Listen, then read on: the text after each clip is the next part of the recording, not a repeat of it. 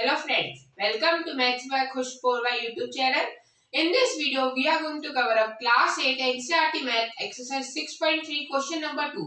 So without wasting any time, let's start this video. Question number 2. Without doing any calculations, find the number which are surely not perfect squares. हमें बिना कोई भी calculation करे find करना है वो number जो एक श्योरली परफेक्ट स्क्वायर नहीं है। अब हमें ये पता होना चाहिए कि हम उस नंबर को परफेक्ट स्क्वायर कब कहेंगे और हमें ये पता होना चाहिए कि उस नंबर को हम परफेक्ट स्क्वायर कब नहीं कहेंगे।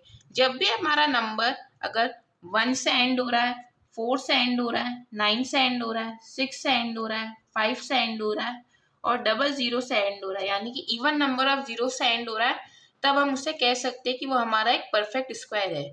वो नंबर है हमारे 1, 4, 6, 9 और 0 और नंबर 5। अगर हमारा नंबर इन 6 नंबर से एंड होता है तो हम कह सकते हैं ये हमारा परफेक्ट स्क्वायर होगा। और हमारे अब नंबर बचते हैं 2। आप देख सकते हैं 2 किसी के भी स्क्वायर के एंड में नहीं आ रहा है, 2, 3 भी किसी के भी स्क्वायर के एंड में नहीं आता है, 7 भी नहीं आ रहा और 8 भी नहीं आ रहा है। तो ये हमारे 4 नंबर हो गए। अगर ये किसी के भी स्क्वायर के एंड में आते तो वो हम कह सकते हैं कि वो हमारा श्योरली परफेक्ट स्क्वायर नहीं होगा। चलिए फर्स्ट वाले पार्ट पे ध्यान देते हैं। फर्स्ट वाले पार्ट में नंबर दे रखा है 153। हम इसके लास्ट डिजिट देखेंगे, लास्ट डिजिट पे हमारा 3 और हमने अभी देखा कि 2, 3, 7, 8 किसी के भी लास्ट डिजिट पे आते तो हमारा श्योरली परफेक्ट स्क्वायर नहीं होता है। तो हम लिख देंगे आंसर नॉट परफेक्ट स्क्वायर, यानी कि ये हमारा परफेक्ट स्क्वायर नहीं है।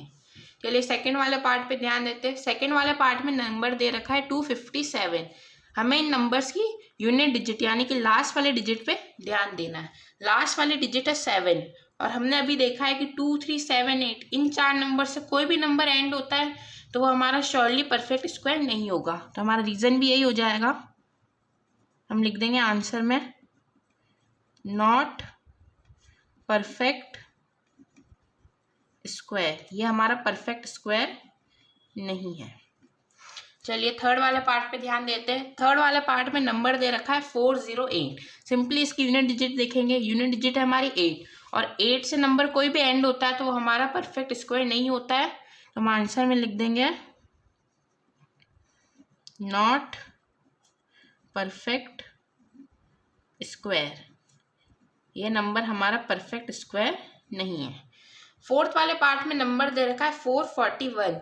अब एंडिंग पे हमारा 4 यानी यूनिट डिजिट इस नंबर की हमारी 1 और 1, 4, 6, 9 इवन नंबर ऑफ 0 और 5 से कोई भी नंबर अगर एंड होता है तो वो हमारा परफेक्ट स्क्वायर हो सकता है। तो हमारा आंसर भी हो जाएगा यस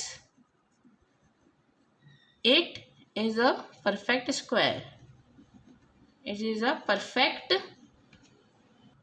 स्क्वायर।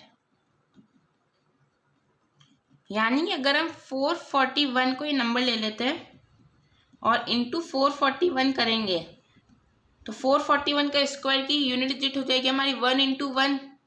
तो यानी कि 1 हमारा नंबर आ रहा है परफेक्ट स्क्वायर, तो 1 हो गया हमारा परफेक्ट स्क्वायर। तो इस क्वेश्चन में आपको सिंपली 2 चीजें ध्यान रखनी है।